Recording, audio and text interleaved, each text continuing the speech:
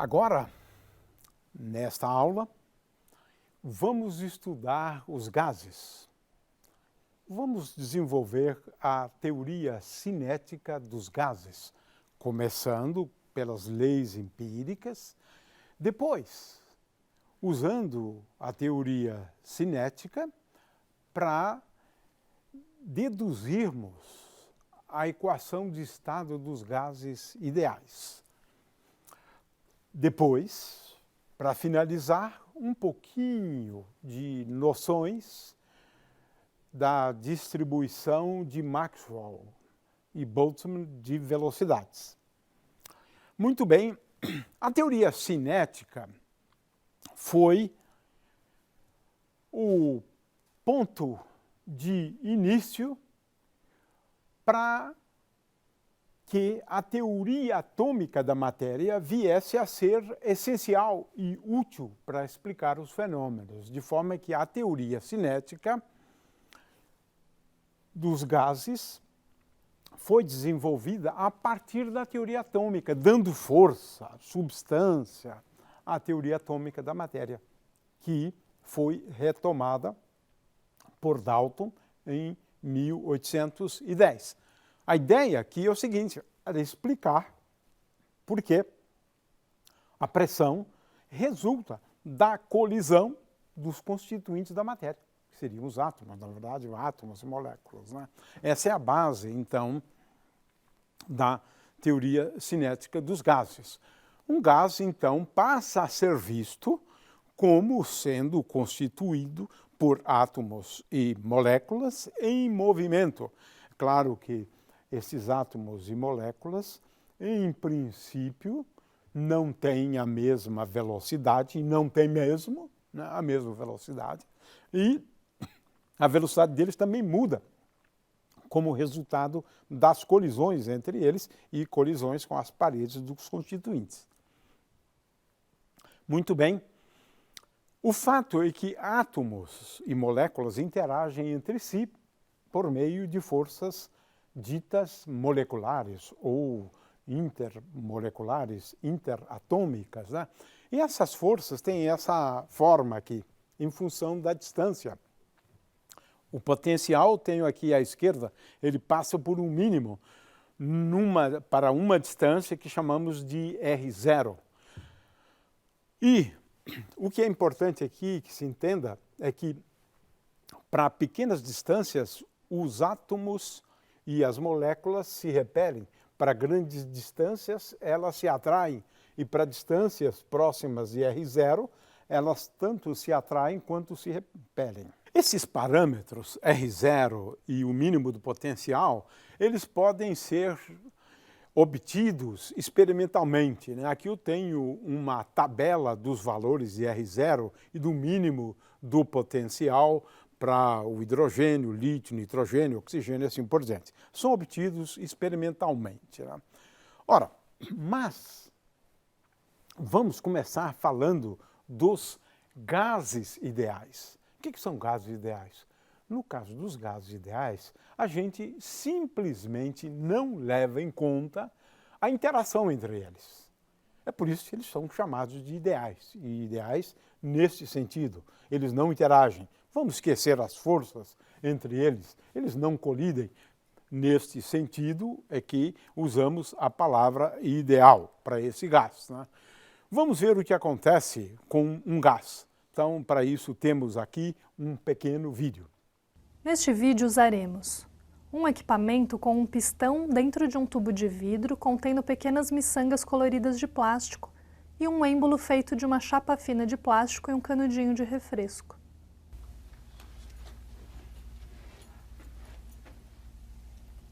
Este aparelho foi construído para simular o comportamento das partículas que compõem certos tipos de gás, ilustrando preceitos da teoria cinética dos gases.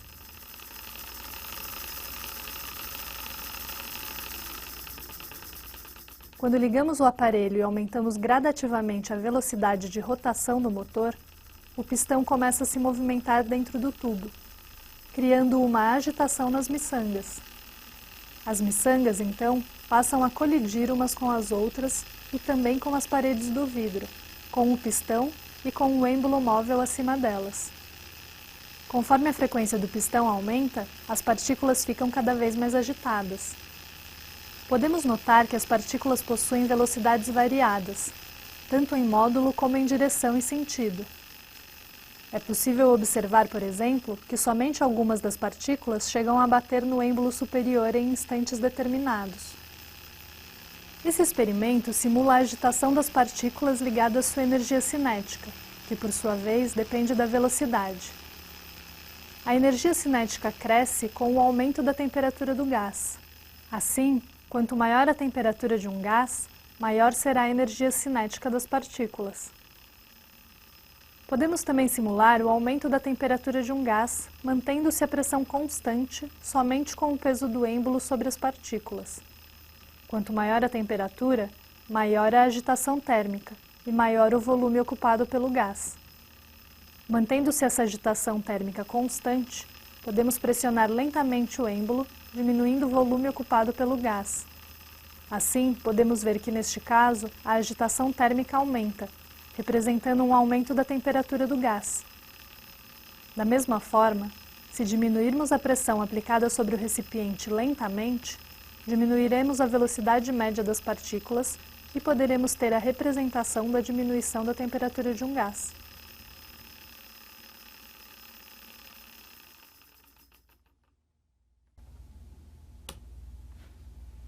Muito bem, durante muito tempo, os cientistas procuraram entender os gases.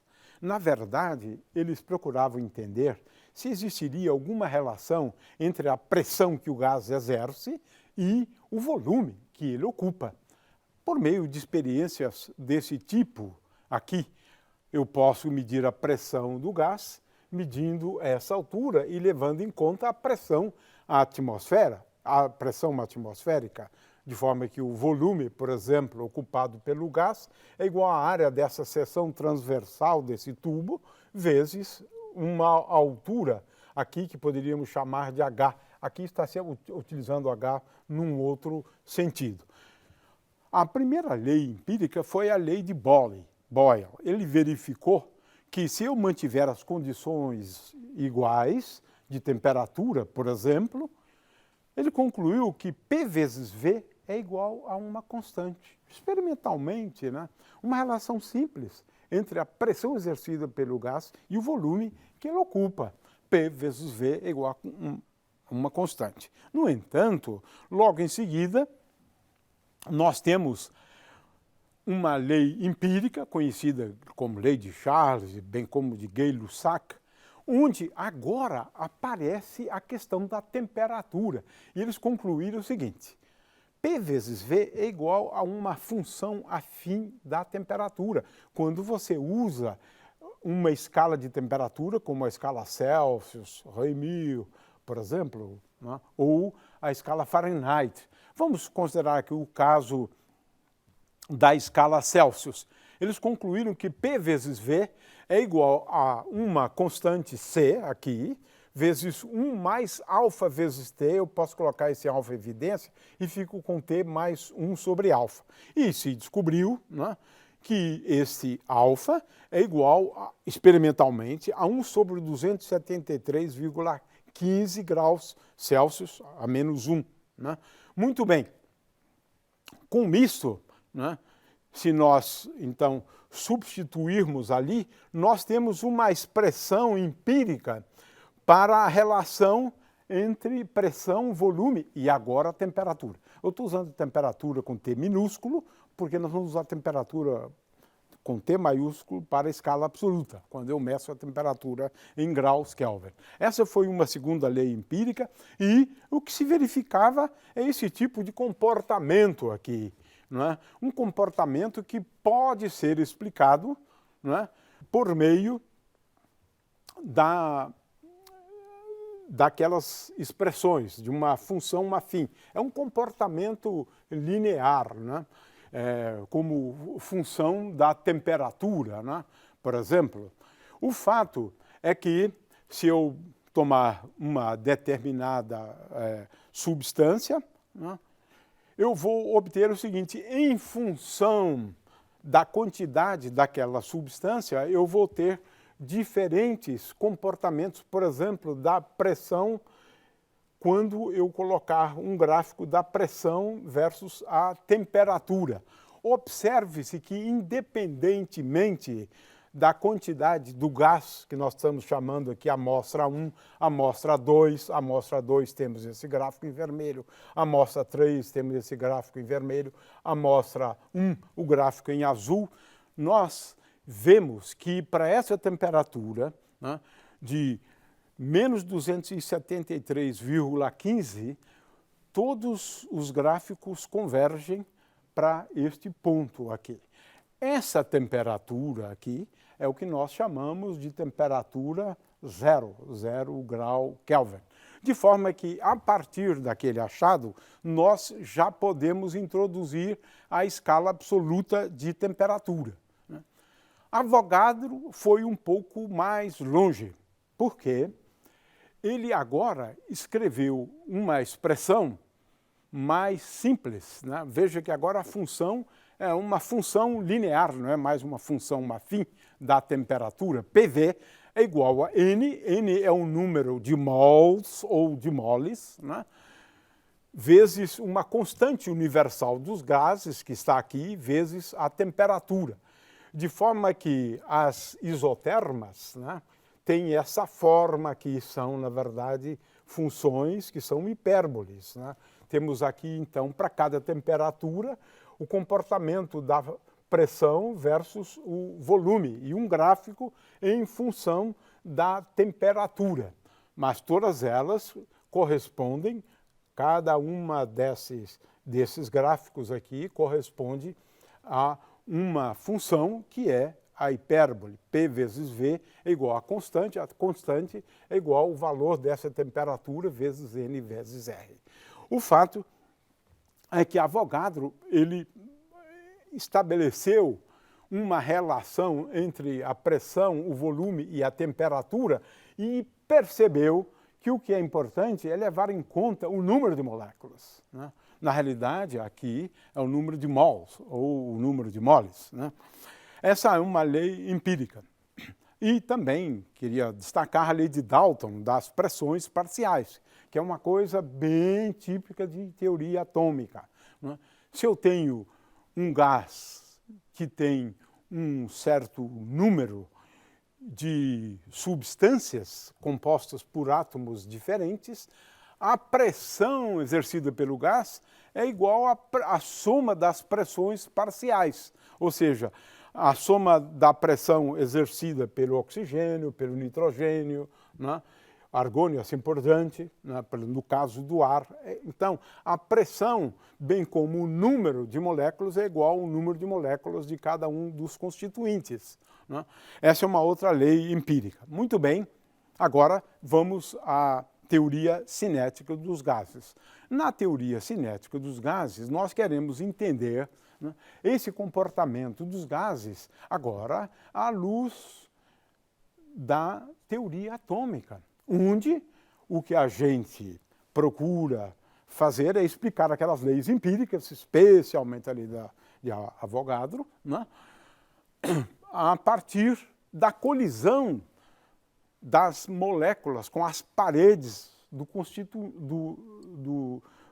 volume, né, que contém o gás. De forma que eu tenho aqui um recipiente, esse recipiente tem um volume, que eu estou admitindo como sendo um volume delimitado por uma superfície esférica, um átomo colide com a parede do constituinte, usamos as leis, né, da física, da mecânica, né, para a gente determinar a força sobre as paredes, ou sobre a parede, nesse caso, se eu tivesse, aqui é uma superfície só, né, mas em geral é sobre as paredes dos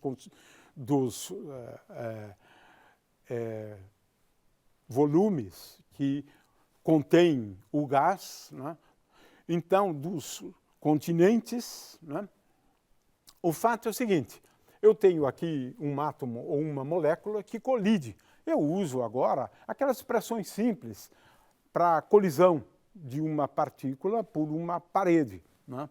Esse ângulo é sempre igual. O fato é que eu procuro escrever a força em função da diferença dos momentos inicial e momento final, depois da colisão, né? Calculo a componente Z da força, né? Que é essa componente aqui, que é igual a P'Z menos Pz dividido pelo intervalo de tempo. E eu tomo um intervalo de tempo como sendo um intervalo de tempo entre duas colisões, né? E o ΔP é simplesmente 2 vezes P vezes cosseno do ângulo θ. Ora, esse intervalo de tempo é igual a essa distância dividido pela velocidade, né? Essa distância é igual a 2 vezes R vezes cosseno do ângulo θ. R é o raio dessa superfície esférica. Ora, veja só que coisa curiosa. Feitas as contas, eu descubro que a força pode ser expressa como sendo igual a m vezes v ao quadrado dividido por R. R é o raio dessa superfície esférica. V é a velocidade da molécula, a velocidade do átomo. Olha só que coisa curiosa. A força, portanto, envolvendo as colisões de N moléculas, é igual a massa dividido pelo raio vezes a soma das velocidades. Agora eu vou fazer o seguinte, para eu efetuar essa soma das velocidades, eu vou fazer o seguinte, eu vou substituir isto aqui pela velocidade média ao quadrado, ou seja, velocidade média ao quadrado é V1 ao quadrado mais V2 ao quadrado mais Vn ao quadrado dividido por N. Feito isso, eu vou concluir o seguinte, determino a força é igual a m vezes n vezes a velocidade média ao quadrado, dividido, velocidade ao quadrado média, né, dividido por R. Se eu dividir agora pela superfície, eu vou obter essa expressão curiosíssima. Eu relaciono a pressão vezes o volume como sendo igual a 2/3 do número de moléculas vezes a energia cinética média. Agora eu vou fazer o seguinte, eu vou calcular a energia interna como função da temperatura. Qual a ideia agora? Em primeiro lugar, eu vou desprezar as interações. Então, a energia interna é energia puramente cinética, de forma que Vx ao quadrado médio, né, Vy ao quadrado médio mais Vz ao quadrado médio é igual à velocidade ao quadrado médio. Muito bem, veja que a partir daquela expressão anterior, eu relacionei PV com o número de constituintes e a energia cinética média dos constituintes. Agora, eu preciso relacionar a energia cinética média com uma temperatura. Ora, agora eu vou apresentar um dado que a gente vai justificar só depois. Qual é esse dado? Esse dado é o seguinte, está resumido aqui. A energia cinética média é igual a 3/2 de kT. Quem é K? K é uma constante introduzida por Boltzmann, que tem o nome de constante de Boltzmann. O valor está aqui, 1,38 vezes 10 a menos 23 Joule por grau Kelvin, usando o Sistema Internacional de Medidas. E agora vem um dado que vai ser justificado depois, né?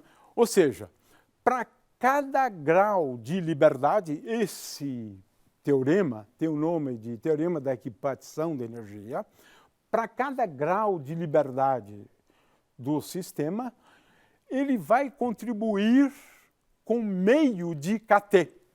Ora, como eu tenho 3 graus de liberdade para uma molécula para se mover na direção x, na direção y e na direção z, para cada grau de liberdade, a contribuição da energia cinética pode ser expressa em termos da temperatura. Aqui está o pulo do gato, né? Ou seja, eu expresso a energia cinética em termos da temperatura. A justificativa disso vem um pouco depois, porque eu preciso aprender a calcular a energia cinética média de cada uma das moléculas do gás. N é igual ao número de moléculas. O resultado disso é o seguinte, veja, para ser bem claro, até este ponto que eu havia chegado aqui, eu relaciono o PV com a energia cinética. Agora eu preciso relacionar a energia cinética com a temperatura. E essa relação, eu estou apenas enunciando o teorema da equipartição da energia. A energia cinética média de uma molécula é igual a 3 meios de kT. Cada componente da velocidade contribui com meio de kT. É isto, né? É claro que é um teorema, eu preciso mostrar, verificar esse teorema depois. Com isso, veja só, a energia cinética média é igual a 3 sobre 2 N vezes K vezes T. E agora, veja, eu obtenho a equação de estado do gás ideal, mas agora envolvendo PV é igual a N, N é o número de moléculas, vezes K, K é a constante de Boltzmann, vezes a temperatura.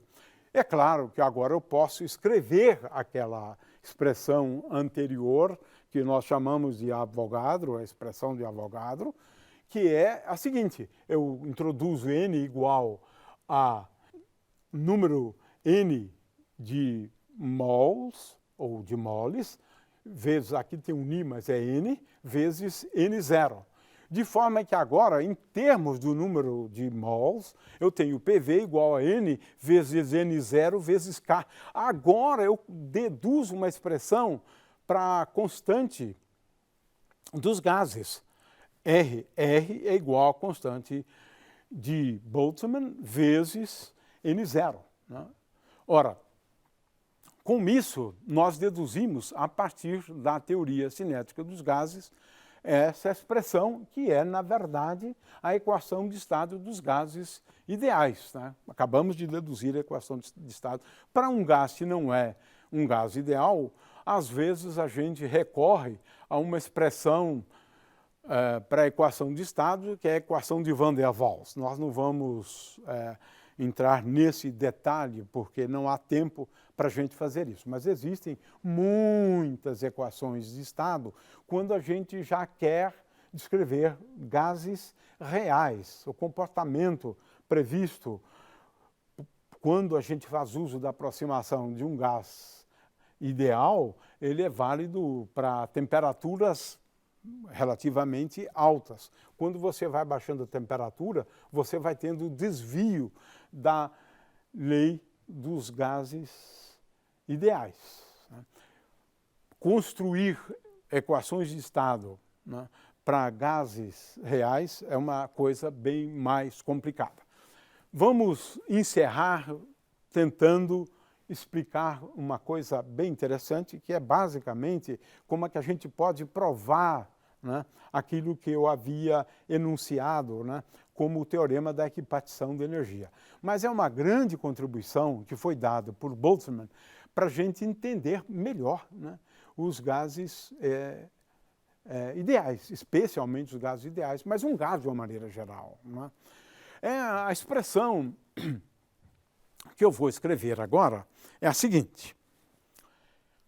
Eu quero saber qual é o número de moléculas que tem a sua velocidade num certo intervalo de valores. Vamos chamar esse intervalo de Vx menos dVx, Vx mais dVx, Vy menos dVy, Vy mais dVy, Vz e assim por diante.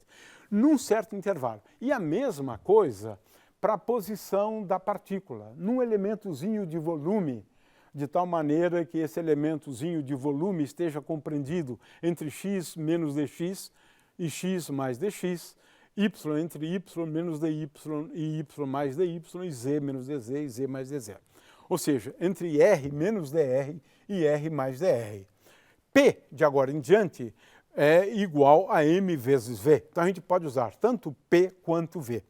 Ora, a pergunta que Boltzmann procurou responder é o seguinte: se eu tenho um sistema cuja energia é dado por P2 sobre 2m mais U de R, mais especificamente, se eu tenho moléculas que têm uma certa energia dada por P2 sobre 2m mais U de R, o que Boltzmann, bem como essa distribuição, muitas vezes também é conhecida como distribuição de Maxwell e Boltzmann, eles explicaram o seguinte: que esse número de moléculas que tem momento num certo intervalo de momento e posição num certo intervalo de posições, esse número de moléculas, ele é basicamente dado por E elevado a menos energia, a energia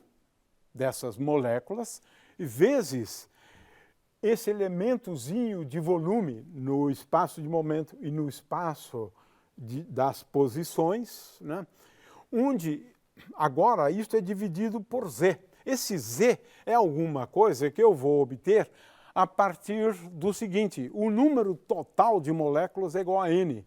Então, N é igual a 1 sobre Z vezes certas integrais aqui.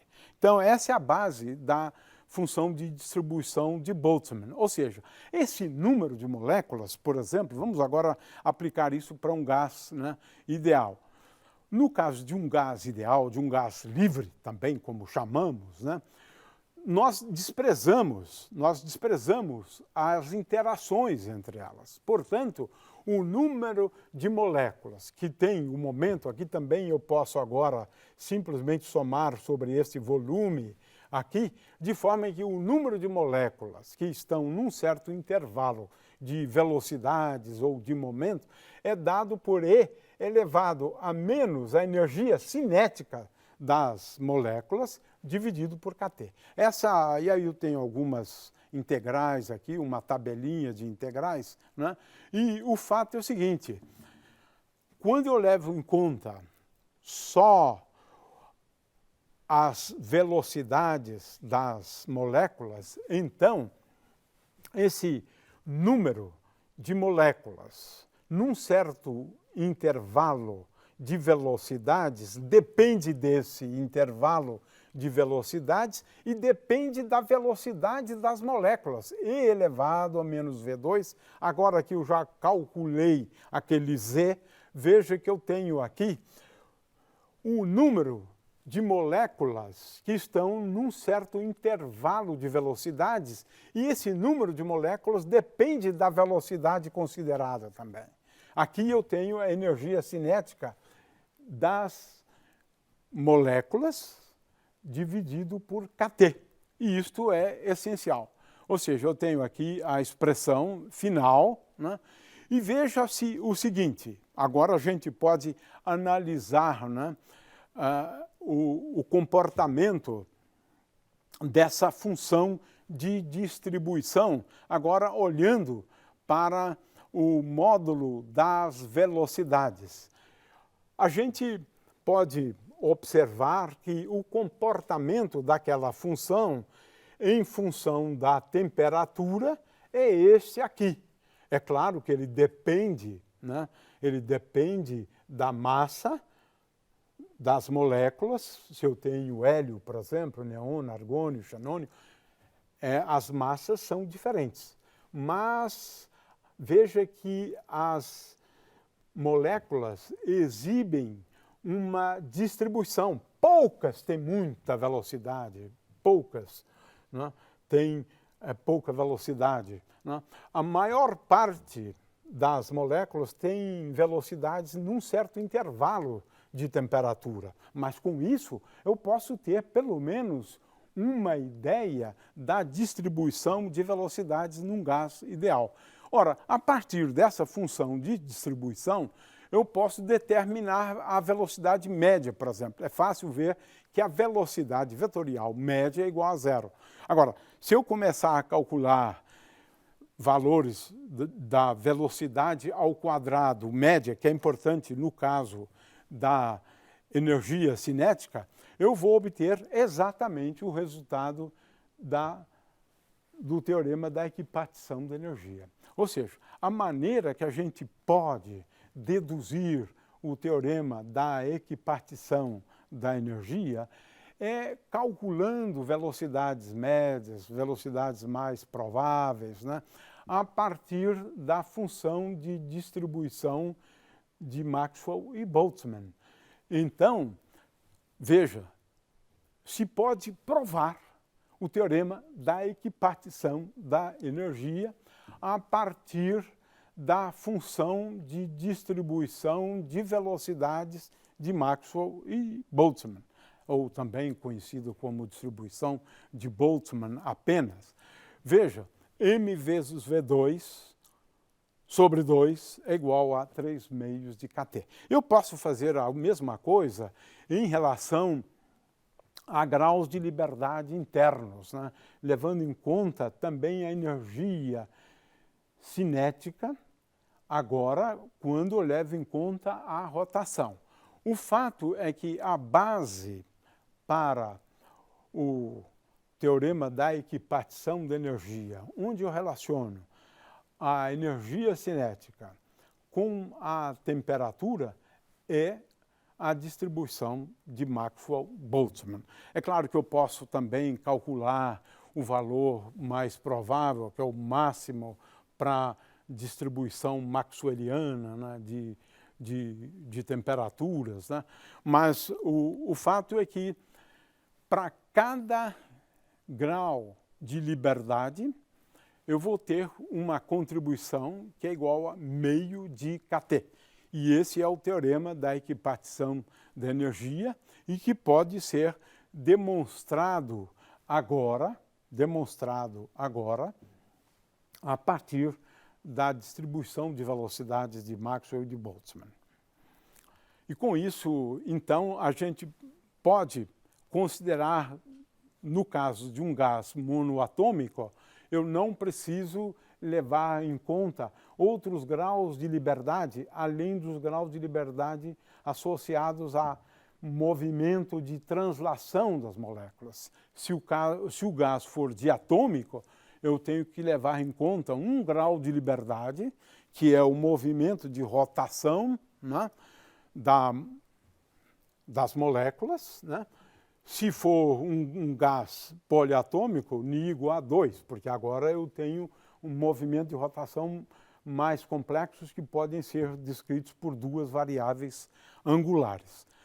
Muito bem, existem outras aplicações também sobre a distribuição de moléculas na atmosfera, mas a gente vai parar por aqui.